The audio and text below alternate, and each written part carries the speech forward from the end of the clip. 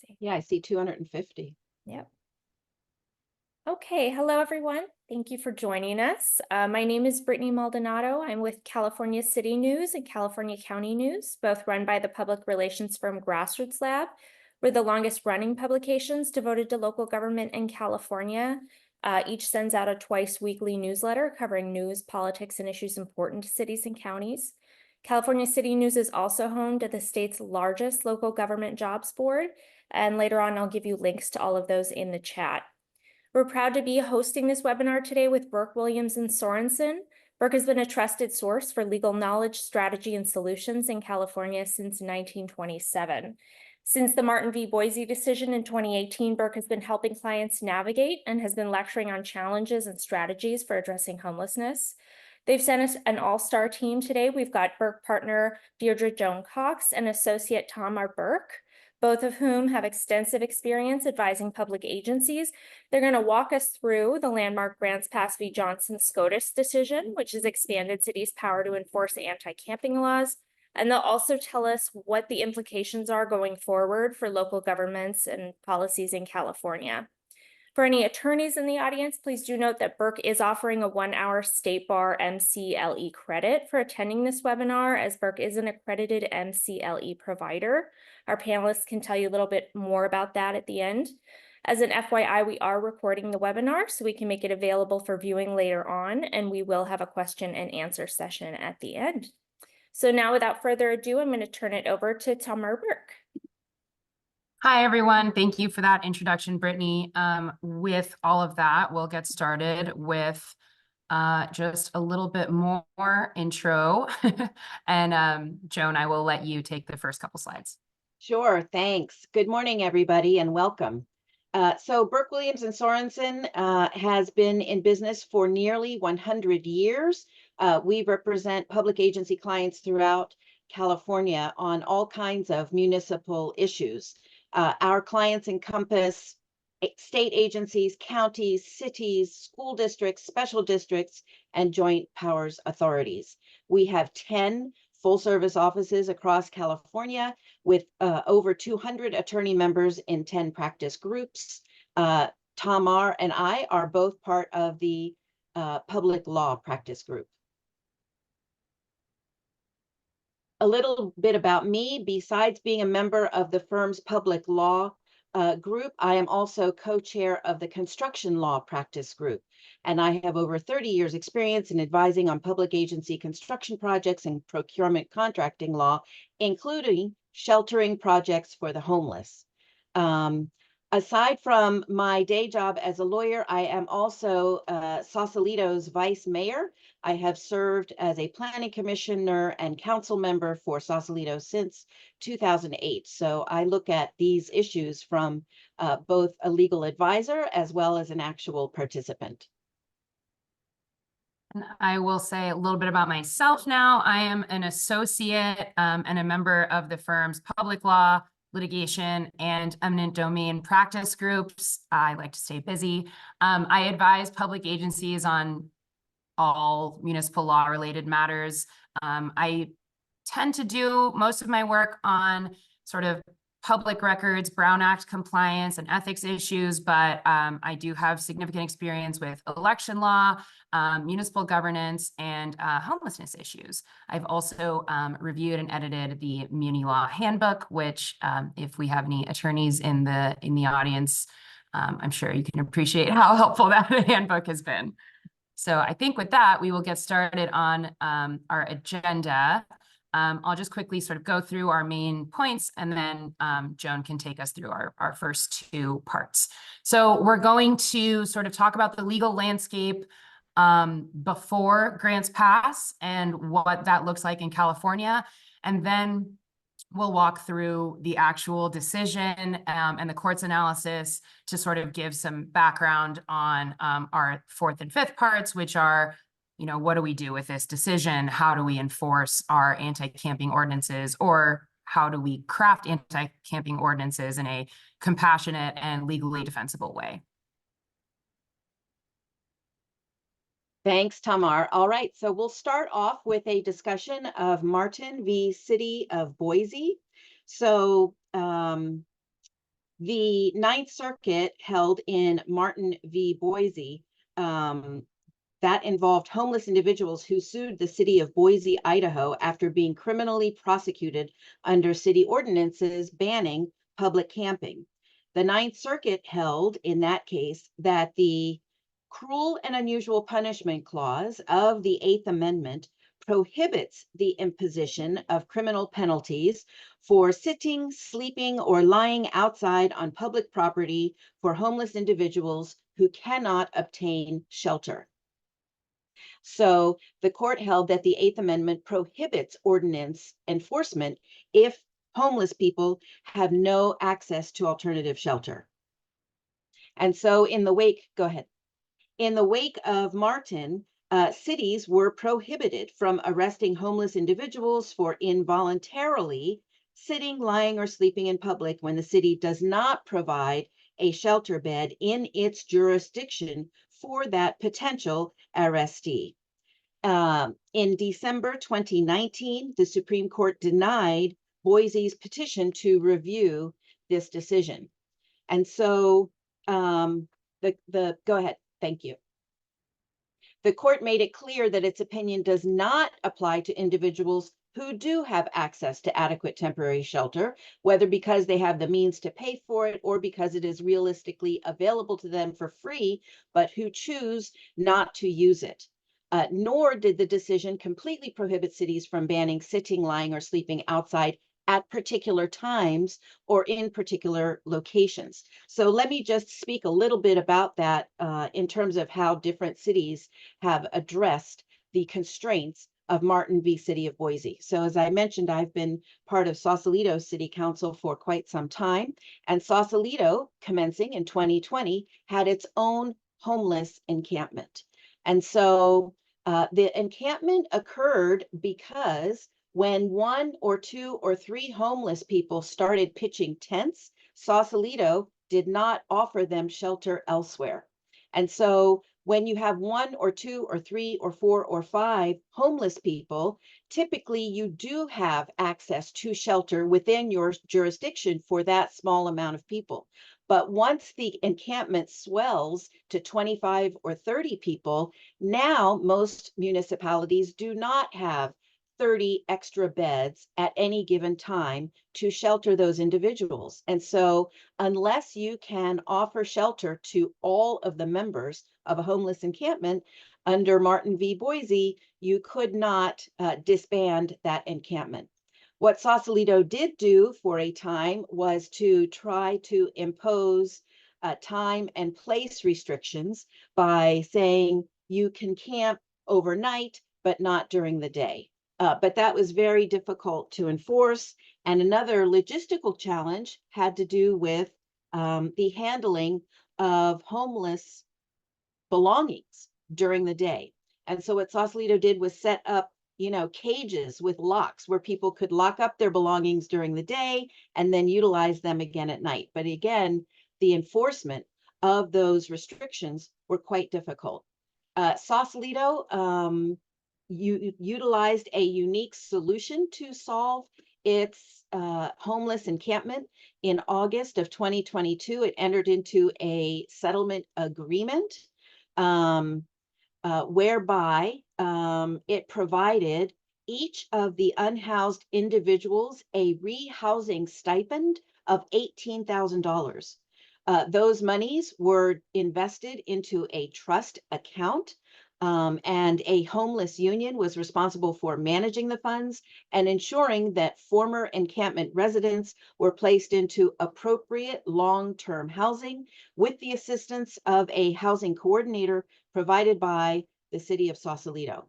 And so while that permanently closed the encampment in Sausalito, obviously that's just one example of how one municipality handled this challenge under the auspices of Martin v. City of Boise. So we want to also talk briefly about the legal landscape in California. California has made various efforts over the years to identify compassionate approaches to addressing homelessness. So in 2012, State Assembly Member Tom Amiano introduced a Homeless Persons Bill of Rights. The bill did not pass.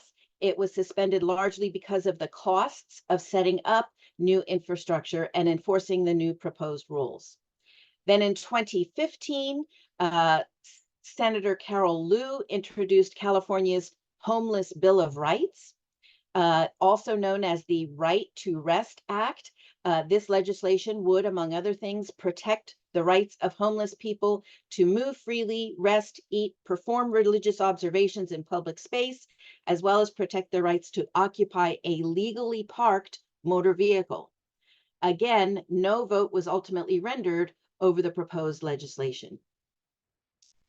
Just last year, Governor Newsom signed SB 567, the Homelessness Prevention Act, that strengthened the 2019 Tenant Protection Act bill, capping rent hikes at 10% and preventing landlords from evicting tenants with no legal reason. The other existing law on the books provides that someone who willfully and maliciously obstructs the free movement of any person on any street, sidewalk, or other public place is guilty of a misdemeanor. There is pending legislation in California right now. It is bipartisan legislation that would make it illegal for homeless people to form encampments near most public spaces, while also creating incentives for unhoused people to use homeless shelters. This concept of creating incentives for unhoused people is similar to the legislation that Tamar will talk about that was adopted in Oregon. So if passed, SB 1011 would prohibit homeless encampments within 500 feet of a public or private school, open space, or major transit stop as specified. In addition, SB 1011 would prohibit homeless people from sitting, lying, sleeping or storing, using, maintaining, or placing personal property upon a street or sidewalk if there is an available homeless shelter they can go to instead. And again, that is consistent with the requirements of Martin v. Boise. Violating SB 1011, if enacted, could result in a misdemeanor criminal charge, but that comes at the discretion of the prosecutor. Political pundits have stated that they believe the outcome of the SB 1011 proposed legislation will depend somewhat on the outcome of the Supreme Court decision we're here to discuss today in the Johnson v. Grants Pass matter. Here's a couple of quotes from advocates for SB 1011.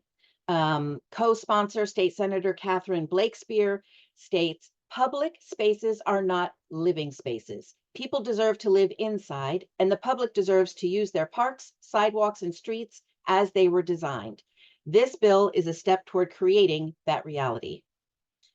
State Senator Marie Alvarado Gil stated, "Addressing homelessness is a shared responsibility to ensure our most vulnerable populations receive the proper care, resources, and shelter to begin rebuilding their lives." Interestingly, Governor Newsom actually submitted an amicus brief in an attempt to persuade the Supreme Court to allow for action against homeless encampments as it considered its decision in the Johnson v. City of Grants Pass matter. He stated, "While I agree with the basic principle that a city shouldn't criminalize homeless individuals for sleeping outside when they have nowhere else to go within that city's boundaries, courts continue to reach well beyond that narrow limit to block any number of reasonable efforts to protect homeless individuals and the broader public from the harms of uncontrolled encampments." And so that's where we stood up until the Supreme Court decision last week on Grants Pass v. Johnson. Thanks, Joan. And I'm going to sort of walk us through the facts of the case as well as the court's analysis and the final conclusion. As Joan mentioned, the Supreme Court overruled Martin with its 6-3 decision in Grants Pass, essentially holding that criminal enforcement of anti-camping ordinances does not violate the 8th Amendment's prohibition on cruel and unusual punishment. And we're going to walk through this with more detail, but I'll just say at the top that this decision doesn't necessarily obviate all legal risk in dealing with like homeless encampments. It just makes it clear that at least we know that the Eighth Amendment's prohibition on cruel and unusual punishment is not going to be the hook for potential plaintiffs moving forward. So there were 3 ordinances that were challenged in the Grants Pass case. They prohibited sleeping on public sidewalks, streets, or alleyways, and prohibited camping in public places and camping and overnight parking in city parks. What was interesting about the ordinance here was that they defined camping to sort of include this intent part that, and it's here at the end. So it's defined as setting up a place or remaining in any place with bedding or where there's fire for the purpose of maintaining a temporary place to live. And that was a big deal for the dissent, not as much as the majority. And we'll sort of get into that a little bit more when we talk about the dissent's opinion. The camping ordinances were enforced sort of stepwise. So the first offense was a fine, which increased if it went unpaid. If someone violated the ordinances within more than once within 1 year, they could be subject to an exclusion order barring that person from the public space for 30 days. And if the offender revisited that space despite the exclusion order, then they could be subject to 30 days in jail and a pretty hefty fine. So in overruling Martin and upholding these ordinances, the court reasoned that the Eighth Amendment allows the government to criminalize conduct that flows from a condition that a defendant might be powerless to change. And this is a big difference from how the Martin court talked about homelessness, particularly involuntary homelessness. The punishments for violation of the Grants Pass ordinances were neither cruel nor unusual under the historical analysis that the Supreme Court underwent in analyzing the application of the Eighth Amendment here. The court reasoned that under sort of this historical lens, the Eighth Amendment was directed at the method or the kind of punishment the government can impose, not necessarily whether the government can criminalize a particular behavior or how the government can secure a conviction for that offense. And much like many of you can probably guess, the court criticized the Ninth Circuit's Martin ruling as going far beyond the power of the judiciary and creating unworkable standards for cities. And I think a lot of us have seen how difficult it can be to sort of apply those Martin standards. So those portions of the opinion I thought were actually pretty good.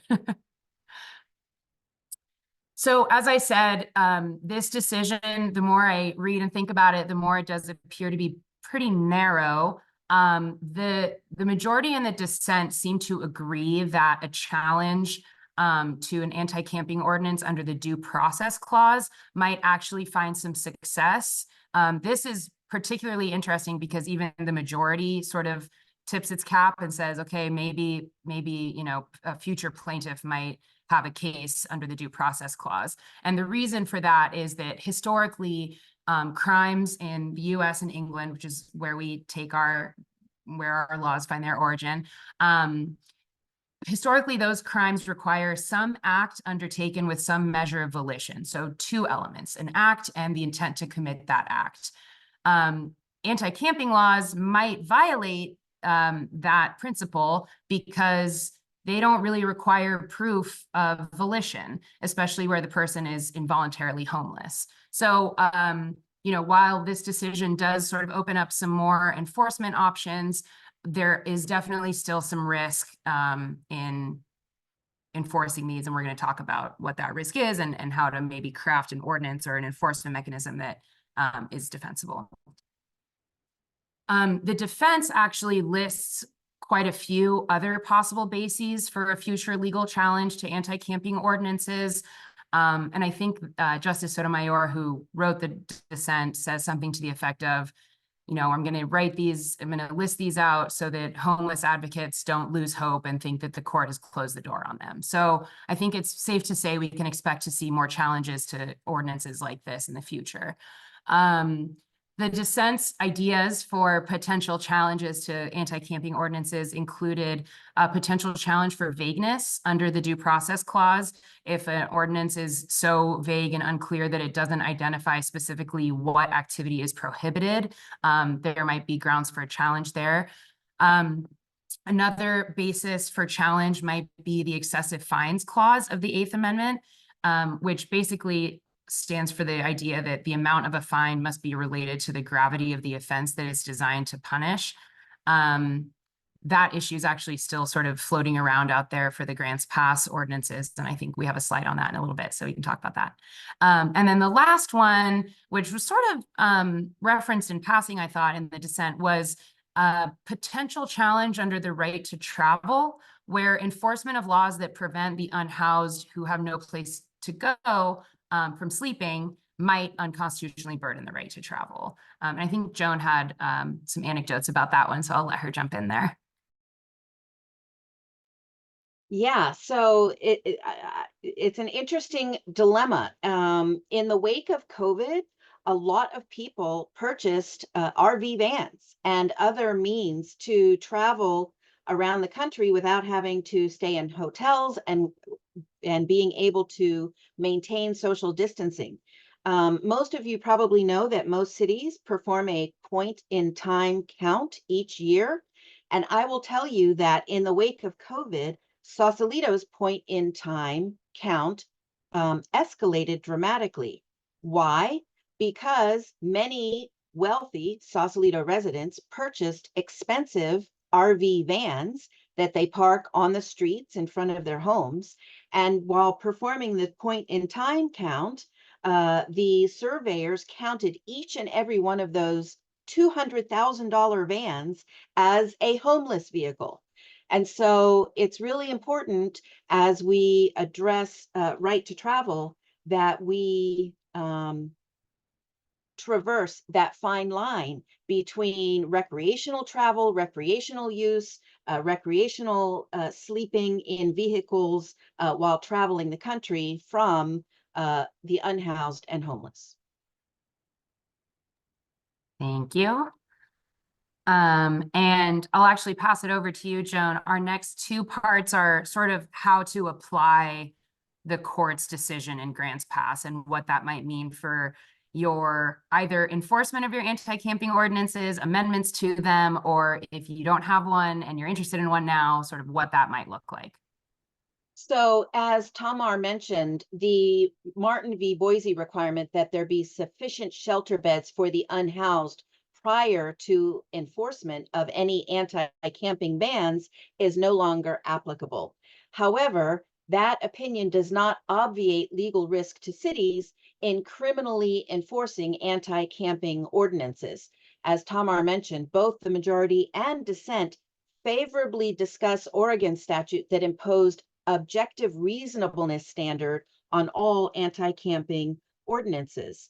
And so cities can evaluate potential anti-camping ordinances as part of their strategies to tackle the complicated issues and challenges regarding homelessness in their jurisdictions. Examples of objectively reasonable regulations might include time-based restrictions, which already were available under Martin v. Boise. For example, no camping between sunset and sunrise. Or conversely, no camping during the daylight hours and relegating camping to the evening hours. Or location-based restrictions, such as those proposed by California's pending legislation. No camping in high traffic areas, or no camping near schools or near public transit, so as not to infringe upon pedestrian or other traffic. So we have put together a couple of recommendations to consider as you contemplate future anti-camping ordinances. To ensure sufficient process to unhoused populations, it will be important to provide notice prior to relocation.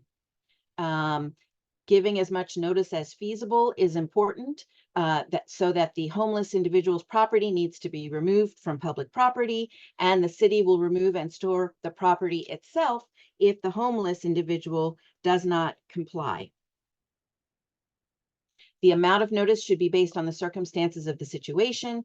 While 24 hours is likely sufficient notice to remove items from public property where there is no threat to public health or safety, we have found that providing more than 24 hours notice provides less disruption. Where camping bans allow for the impoundment of tents, blankets, or other personal effects, cities should have in place rules regarding notice, collection, and storage, as the impoundment of an unhoused individual's personal effects is subject to the Fourth Amendment prohibition against unreasonable search and seizure. And then, as Tamar mentioned, in the Grants Pass ordinance, fines for violation of anti-camping ordinances should be reasonable to avoid Eighth Amendment challenges. The lower court in Grants Pass did conclude that their fines were excessive. While the Supreme Court did not opine on that issue, the court invited the Ninth Circuit to consider that issue on remand. And then comparing anti-camping fines to fines for violating other quality of life ordinances. And I'll turn that over to you, Tamar. Sure. So one of the things that might sort of help the defensibility of anti-camping ordinances is to frame them more as tools to encourage homeless individuals to accept services, sort of like the bills that Joan referenced earlier. This A, is a more compassionate way of dealing with the issue, and B, in terms of a potential legal challenge, would be helpful in arguing that these are not punitive, that they are intended to sort of make public spaces safe and enjoyable for everyone while trying to assist the unhoused in getting a roof over their heads. And as Joan mentioned earlier, we do still recommend having notice and rules for how homeless individuals' personal property is going to be retained in the event of like an encampment clearing or something to that effect. This case has no impact on the Fourth Amendment's application to those things, and so there is still the limitation on unreasonable search and seizure. And so to head off any potential Fourth Amendment challenges, we do recommend notice and a clear procedure for folks to either leave before their personal property is taken, or to come back and claim it after it has been impounded. I'll just state, many of you are probably aware of some of the challenges the city of Sacramento has faced with respect to the storage of personal belongings. They were fined significant monies for storing homeless persons' personal belongings in an area too far away or otherwise inaccessible to that unhoused person.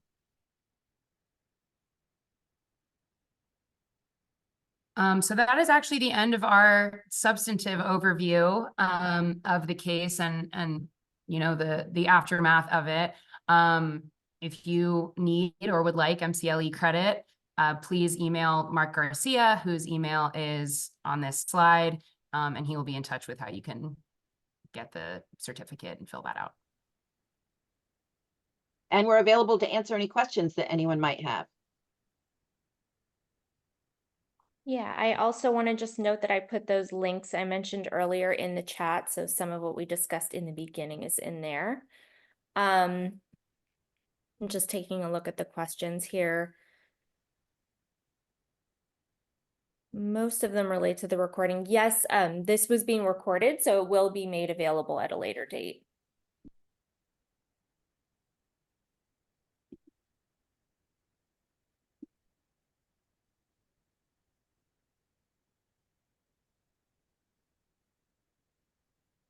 Okay.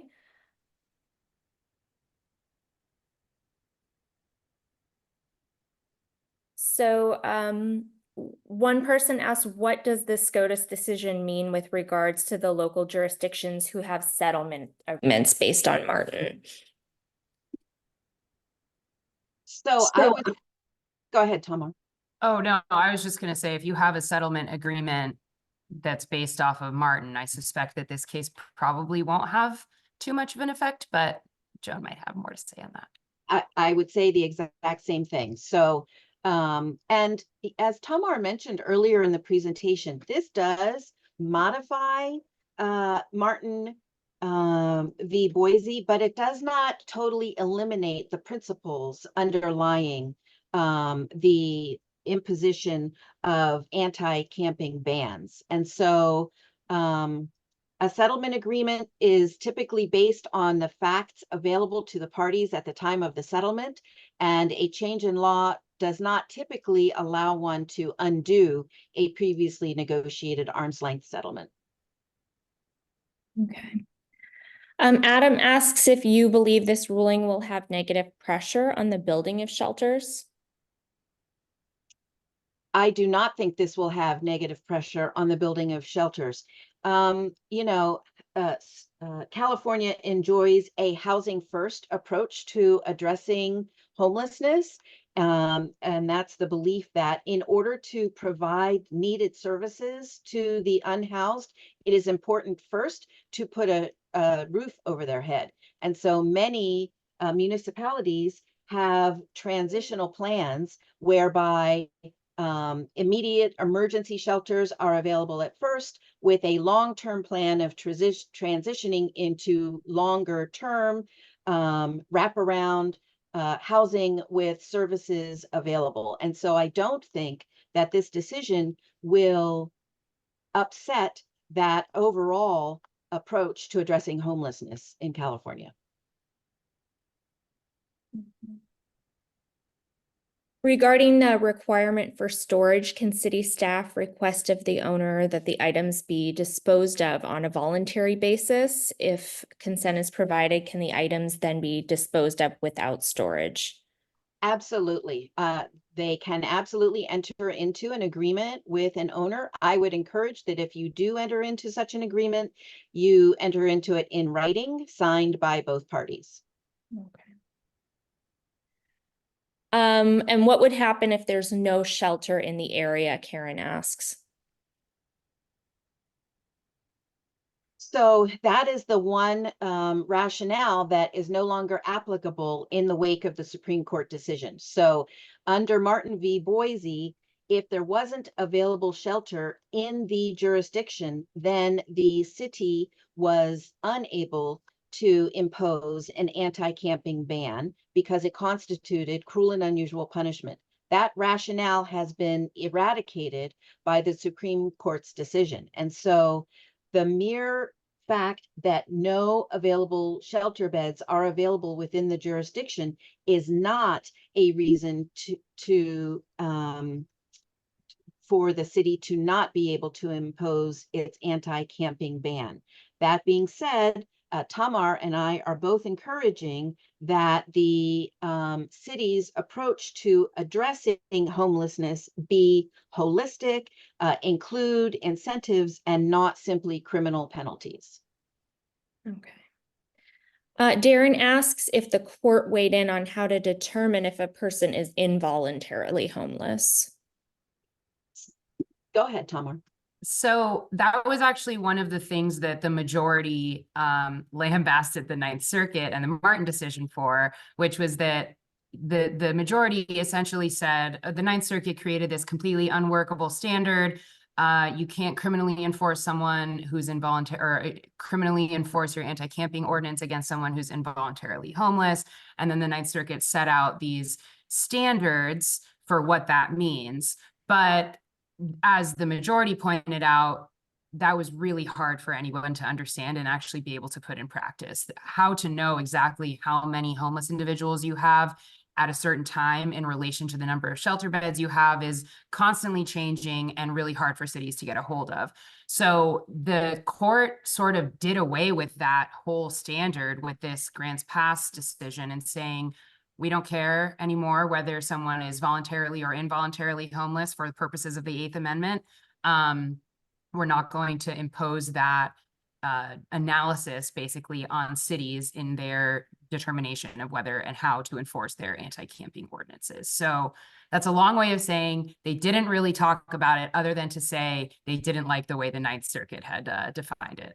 And I will just add that the Ninth Circuit's decision and definition was difficult because there are those who are who have a political agenda with respect to homelessness. And so what Sausalito experienced was that while we had half a dozen or a dozen actual Sausalito residents who were homeless, the encampment swelled to much greater numbers because there are political agitators who travel from town to town to bolster a homeless encampment's population. So we had people who actually live in Berkeley and in Novato who swarmed to Sausalito to establish the homeless encampment in Sausalito. And so, as Tamar pointed out, it's difficult sometimes to actually ascertain the count of a specific municipality's unhoused. Okay. One of the other questions is if a city's in the process of constructing units to meet point in time counts, would this case allow a city to reconsider that expenditure? So again, I think that a city's approach to addressing homelessness in the wake of this Supreme Court decision has to be holistic. And so each city has to devise its own best strategy for incentivizing those who are homeless to seek services and for housing those who are unable to find shelter elsewhere. And so this decision eliminates one of the constraints on municipalities addressing homelessness, but it doesn't mean that the overall strategy for addressing homelessness should be abandoned. And I would just add that part of the reason for that is that this case, and I know I've said this many times, but it keeps coming to my mind, which is that there is still significant legal risk that comes along with the homelessness issue and cities' enforcement and management of it. So simply because a city no longer has to have a shelter bed before criminally enforcing their anti-camping ordinance doesn't necessarily mean that some other enforcement mechanism might not still be illegal, if that makes sense. So I think the question was, can we reconsider funding for more shelter beds? Certainly, but I think that the issue is that if you have fewer shelter beds, you still have fewer options for dealing with and assisting homeless individuals in finding more permanent solution. And bear in mind that those who are advocates for the unhoused will continue to challenge municipalities. And so even if everything you do is correct, it can still be challenged, and those challenges can still be very expensive to defend. Sausalito spent over $1.5 million in 2 years defending its homelessness programs. And so framing your programs in such a way as to ensure that they are compassionate and appropriate in scale is a way to reduce risk and avoid that expense. Okay. Do you expect we'll see the necessity defense raised in individual criminal cases for violations of anti-camping ordinances, going back to enforcement? Possibly. The court did suggest that it might be appropriate. That didn't really go into it more than that, other than to say there are other things that people could use in defense.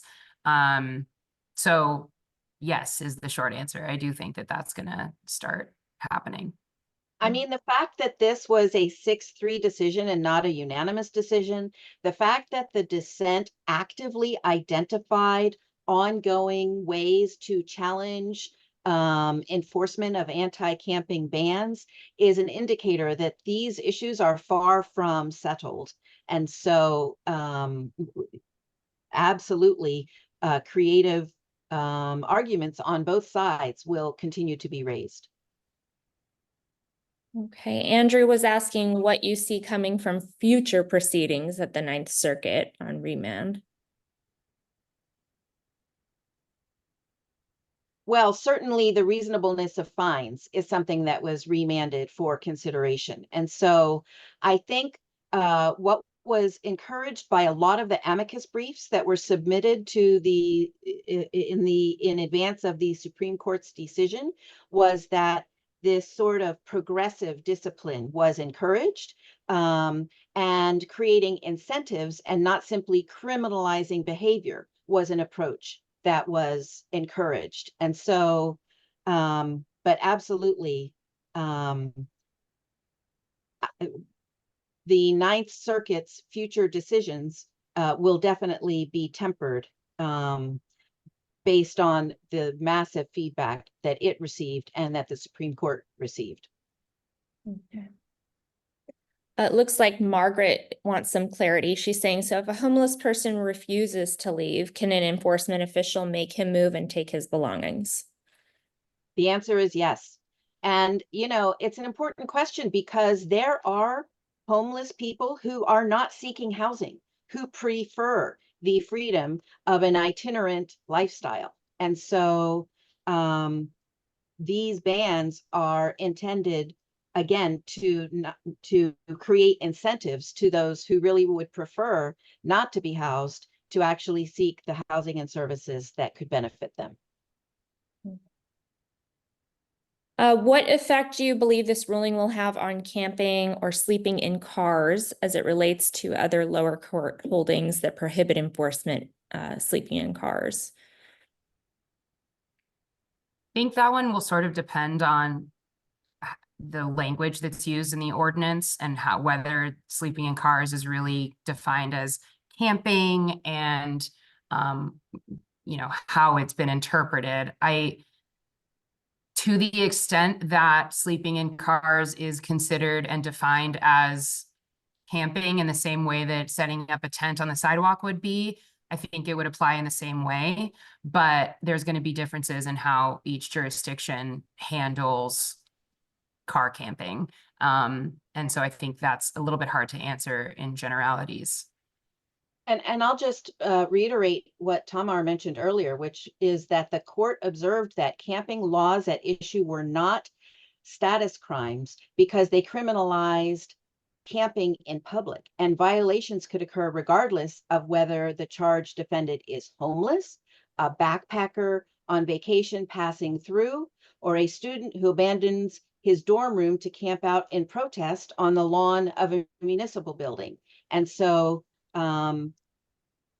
navigating that fine line regarding the type of car, camper, and other camper will be important moving forward. Okay. Someone asked if you can expand a little bit more on the legal risks of implementing the new court decision. You had said something about vagueness and cost. Do you have anything to add on that?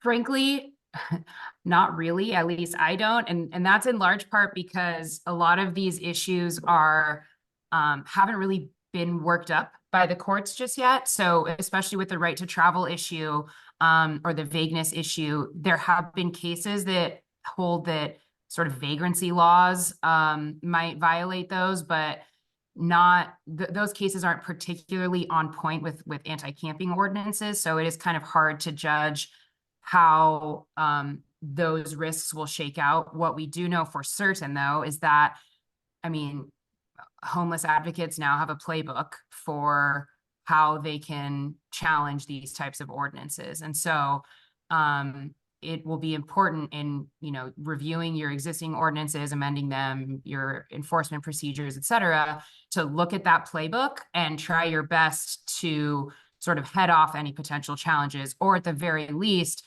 shore up defenses to it, or to them, I should say. There were definitely more than one. So not the most helpful answer, but the one I think is probably the most, the one that's supported most by the court's decision. And I think that, as with other constitutional challenges, narrowly tailoring time, place, and manner restrictions is a way to reduce risk. Someone said our jurisdiction has a tent shelter. Do you think the decision allows us to limit the number of nights a homeless individual stays? The rationale would be to encourage the individual to accept other services.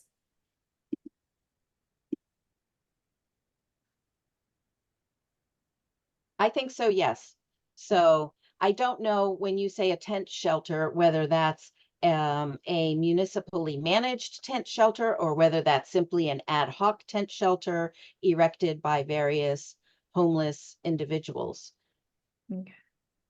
Another question is, what would happen if a participant is permanently banned from their local shelter? There are certain city restrictions around shelters, so their access is usually limited to 1 to 2 shelters. Well, keep in mind that shelters are never intended to be a permanent solution. So shelters are always, and they are called emergency shelters for a reason. They are intended to be a temporary solution that's part of a long-term transitional plan. And so most municipalities have sequential steps that the homeless can follow as they transition from being on the streets to being in an emergency shelter to being in a transitional home to finding long-term affordable housing. And so simply because an individual is banned from an emergency shelter doesn't mean they don't have housing solutions available to them. Okay. Jesus asks, is there a specific time period requirement to store material cleared from an encampment? There's not. The only thing I would say is, upon a challenge to, a unlawful disposal of an unhoused individual's personal property, what the court will be looking at is whether it was reasonable. So, if the city goes and clears the encampment at 9 a.m. and then all of the property is disposed of by noon, that probably isn't going to pass constitutional muster.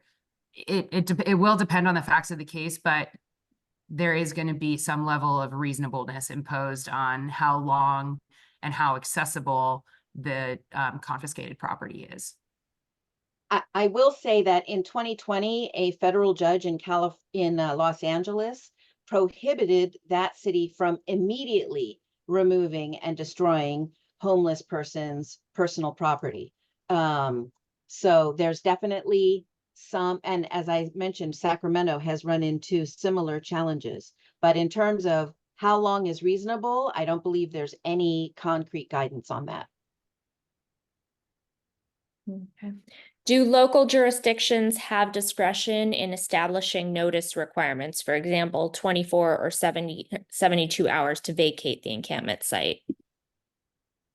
Yes, absolutely. And again, and I know this is not the most helpful or practicable answer, but the amount of notice will be in part dictated by the circumstances. So if there is some, immediate health or safety issue, if there's like a COVID outbreak or whatever disease vectors in the encampment, then maybe a shorter notice period might be acceptable.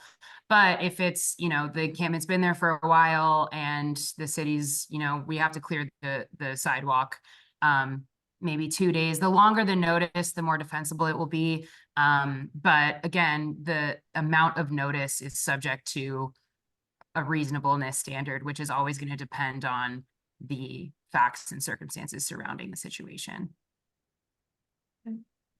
Someone asked, should agencies be wary of enforcing public camping regulations that have language focusing on homelessness as a status under Robinson? Yeah, I think so. I mean, I think Joan mentioned this earlier, the analysis that the court really relied on here was saying that these laws criminalize conduct, not the person's status. And so the court actually did this very long analysis of Robinson and found that, so I'll brief background on Robinson for those who don't know. It was the challenge law there was a Texas statute that basically said it's illegal to be drunk in public. Or I'm sorry, it's illegal to be addicted to narcotics. And the court in Robinson found that violates the Eighth Amendment prohibition on cruel and unusual punishment because it is criminalizing someone's status as an addict. In Grants Pass, the court said, this is nothing like that. These ordinances are not criminalizing someone's status, they're criminalizing conduct, camping, sleeping outside. Even though that conduct might flow from someone's status, those are not the same. So Robinson, at least as it applies to ordinances that prohibit conduct, doesn't apply. But if your ordinance says it's illegal to be homeless, then yes, that's going to be unconstitutional under Robinson, and you might consider revising it to be consistent with Grants Pass. And again, I'll reiterate that the court looked with favor upon the Grants Pass civil then criminal punishment framework in finding that it was not cruel and unusual, because the city imposed first limited civil fines to first-time offenders, then non-criminal stay-away orders from public parks for repeat offenders, and then a maximum sentence of 30 days in jail for those who violated the orders. And so the court held that this scheme of fines and then jail time is a common practice among municipalities nationwide who impose similar punishments for similar offenses. Do we need a specific city ordinance printed on the illegal encampment notice, or do we use the court decision as our legal justification? Someone asks.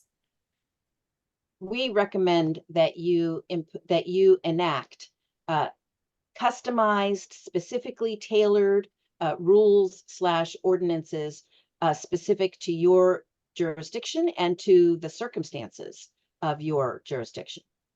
Okay. And then Sorry, Brittany, go ahead.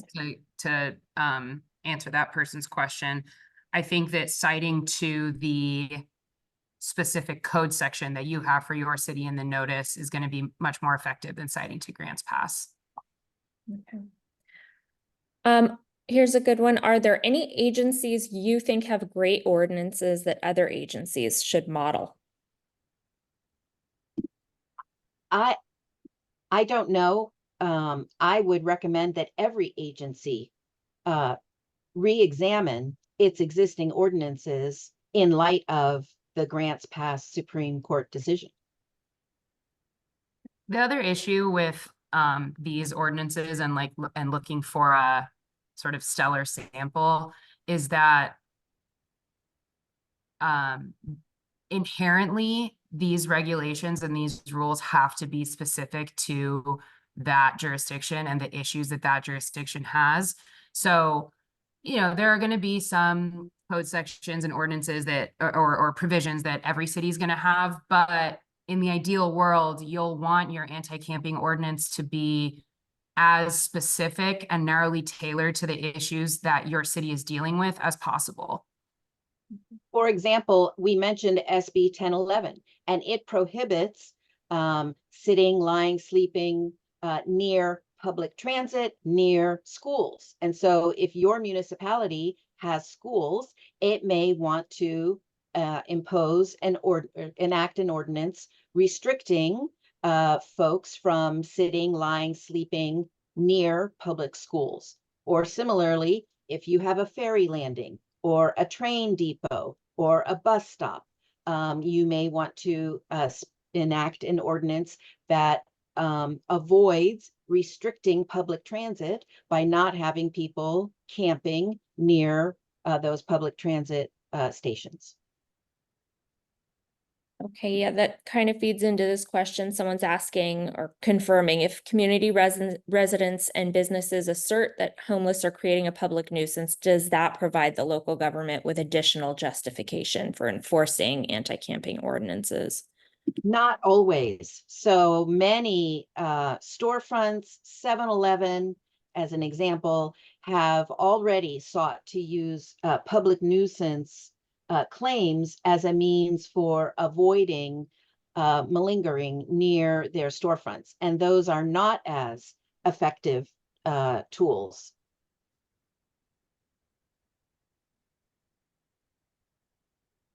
I would say that complaints from store owners or property owners might be one reason for crafting whatever regulation you're going to craft, but the more sort of data and facts you have about why you're doing what you're doing, the better. Because just saying, well, proper store owners on this street don't like it is not going to be as defensible as we need to make sure that sidewalks near the ballpark are cleared on game days. Or, you know, like Joan's example, schools, we need to make sure that the sidewalks near schools are cleared for children to get to and from safely. Like, so, you know, you can use that as one basis, but I would be hesitant to use that justification as the only reason for a specific regulation. Because remember, they need to be objective time, place, manner restrictions. And bear in mind that this case applies to public property, not to private property. Okay. So some people have asked, I mean, in addition to the recording, which will be available, if there's any way to find the PowerPoint slides that you did create, lots of people really liked those and would like to study them a little more. Is there any way they can find them or? So we will have them posted on our Burke William Sorensen website, along with the recording of this webinar. Our contact information is here on this questions page, and our marketing director, Mark Garcia's contact information has also been provided. And so you can reach out to any of the three of us, and we're happy to share the presentation with you. Okay. Someone did jump in with another question. Let me see. Is enforcement of a city ordinance that coincides with the SCOTUS decision more effective than a no trespassing violation approach, in your opinion?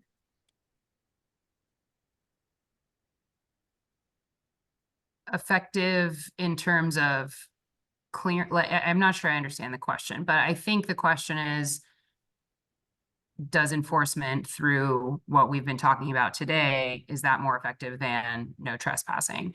And I think, again, you know, this case doesn't obviate legal risk in criminally enforcing anti-camping rules. So jumping straight to criminal enforcement of a no trespassing ordinance might be riskier than, you know, the strategies that we've been discussing today. So, you know, trying to find shelter for them first, or stepwise civil to criminal penalties.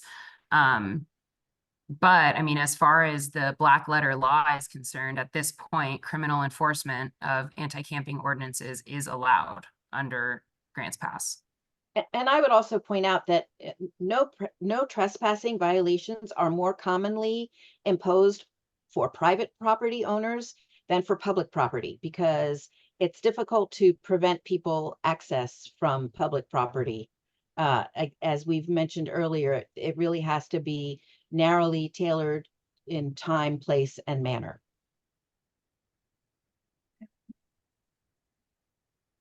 Any other questions from the attendees?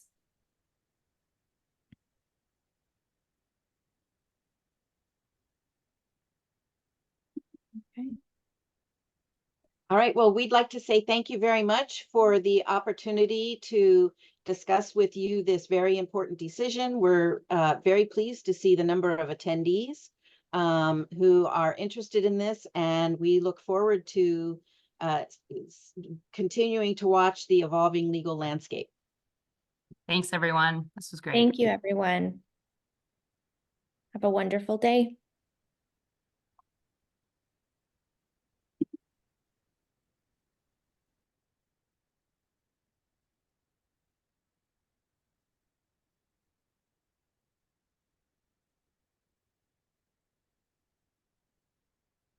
So Brittany, is it just us?